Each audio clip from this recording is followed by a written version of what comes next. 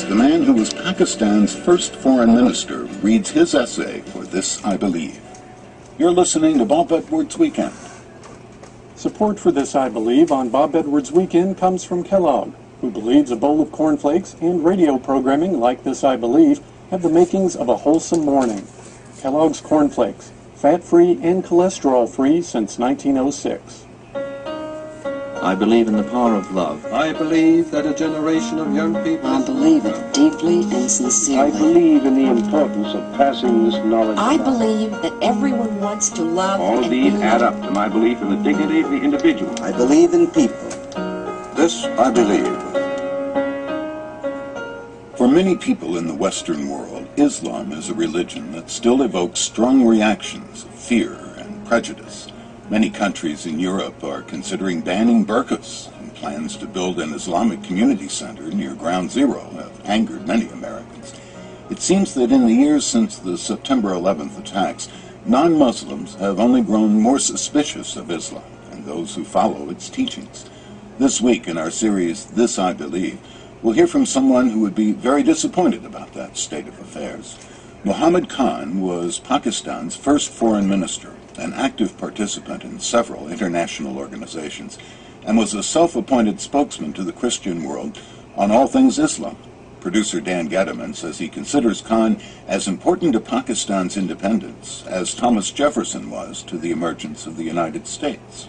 He was sort of the brains behind the operation. He was the guy who was testifying before various bodies in colonial India, making the case first for the independence of India and then for the partition of India into both Muslim and Hindu-dominated countries, Pakistan and India, and also was a great proponent of the idea of Pakistan as a Muslim state. At this moment in time, that sort of has a bad ring to it. You know, we think about Iran, we think about the Taliban, we think about other places where a theocracy has been installed. But in the early days of Pakistan, the people like Sir Khan, who were coming up with the whole notion of an independent Pakistan, were really thinking about establishing a republic that was based on sort of the purest form of Islam in terms of how to treat your citizens, how to treat minorities within the country, how to treat other countries, how to deal with conflict, etc. He just had this larger-than-life role in the birth of Pakistan, and then went from this sort of nation-building role, if you will, to becoming its main diplomat. He represents Muslim Indians earlier than that in the League of Nations. He ends up at the birth of the UN, representing Pakistan at the UN. And then he moves from being a diplomat to a jurist. I should mention that he was a lawyer, and a very skilled lawyer. And he becomes a judge at The Hague, a post he held until 1961. And then fast forward to 1970, he becomes the president of The Hague. And also in the middle was the president of the UN General Assembly. He knew that Islam had acquired a reputation for intolerance around the world, and he found that very upsetting, being a devout Muslim. He said that Islam has, from the beginning, proclaimed and inculcated the widest tolerance. He considered himself, above all, more than a diplomat, more than a lawyer, more than a jurist, a good Muslim. And in particular, he subscribed to a sect of Islam known as the Ahmadi sect, and there's been historical persecution of this sect for having a different set of beliefs. It's sort of like, in a way, Mormonism in the United States with mainstream Christianity, the notion that, no, Jesus was not the last word on Christianity. And so I think that's a pretty good analogy to this Ahmadiyya sect, that they believed that their founder had some additional illumination about how Islam should be practiced. So at any rate, it was a major part of his career to try to educate the West about Islam and to do it properly, because he was concerned that even back then in the 1940s and 50s that the West was getting sort of a bastardized impression of what Islam was.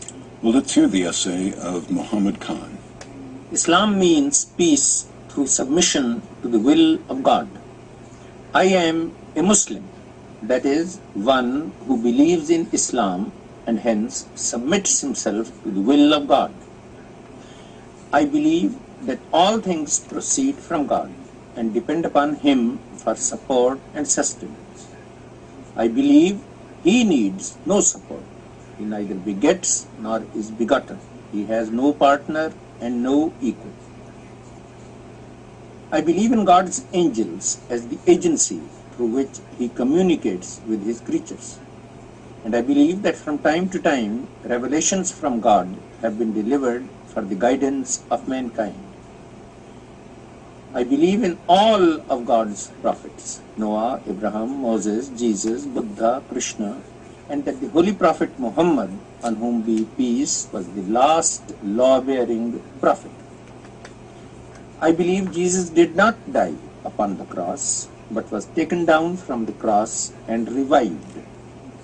Thereafter, he journeyed eastward, preaching to the scattered tribes of Israel, and died in Kashmir, where his tomb is still preserved in Srinagar.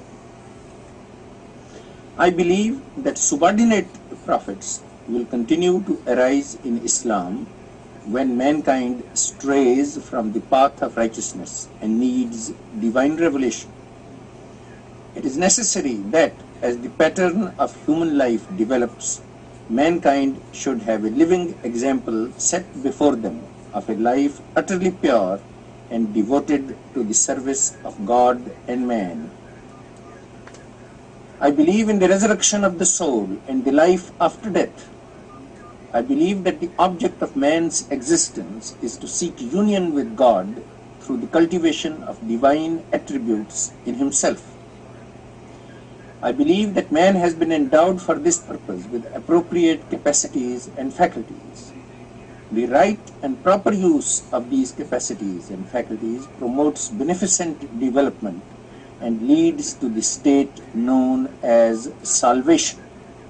I believe in the brotherhood and equality of man. I recognize no division or privilege based on race, color, family, or wealth. The only badge of honor and nobility that I recognize is the purity and righteousness of a man's life. My life is guided by this faith and by the following rules. Whenever I feel lonely, weary, or discouraged, I must turn towards God for companionship, comfort, and help. He is ever near and will not fail me. I must make my heart His shrine and temple, and let Him ever dwell in it in sweet guardianship and companionship. I must stand up for truth, righteousness, fair dealing, and justice. I must stand with God, though I may have to stand against the whole world. And I believe the love and fear of God are the sum of all wisdom. Mohammed Khan, for this, I believe. We've heard several essays from devout Christians. This is the first from a devout Muslim, and I was astonished at this one little paragraph here that seems almost gratuitous. He says, I believe Jesus did not die upon the cross, but was taken down from the cross and revived. This is a central belief to the Ahmadiyya sect of Islam.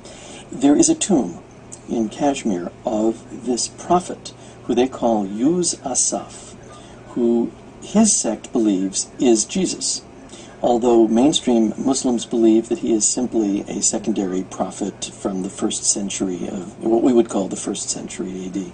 But they believe that this was the historical Jesus who actually did not die but was revived and was whisked out of occupied, Roman territory and brought to India, where he lived out his life into old age and became a great sage, a great prophet, and then died and was buried and is entombed to this day in Kashmir. Well, I wonder how this went over with the listeners of CBS radio in the 1950s. Well, the great thing about Sir Khan and his sect is that they single-handedly are sort of apostates of several major religions, But this is indeed part of their credo. What I think is interesting about this is that this essay began life as part of an effort on the part of the producers of this, I believe, spurred on by the U.S. Department of State to create an Arabic version of this, I believe. The Middle East was considered a very strategically important part of the world in terms of the worldwide fight against communism. The concern was, just like in Africa, where you had these former colonies who were starting to become independent nations, that they would fall under the sway of the communists and go red. So the thought was, if we feed them good pro-American sort of propaganda, that maybe something good would come of that. So they published this book in 1953 with 50 essays from people writing in Arabic, although Sir Khan was from Pakistan, and 50 Americans. And Sir Khan is one of the very few who was then able to read his essay in English, and so they put him on the air. They probably, if he had been Christian or Jewish perhaps, and he had spent half of his essay sort of repeating kind of the credo, the official credo of his religious sect, they probably would have put the kibosh on that. And as a matter of fact, that was something that they pointedly went out of their way not to do. The whole point of this, I believe, was to do something beyond reciting the credo of your faith. Mohammed Khan, the first foreign minister of Pakistan. Who do we have next week? Next we have Lucy Freeman, who was the first female reporter for the New York Times, and also was their first reporter writing on mental health. And I am told that probably did more than anyone to kind of demystify mental health and popularize psychoanalysis. Thank you, Dan. Thank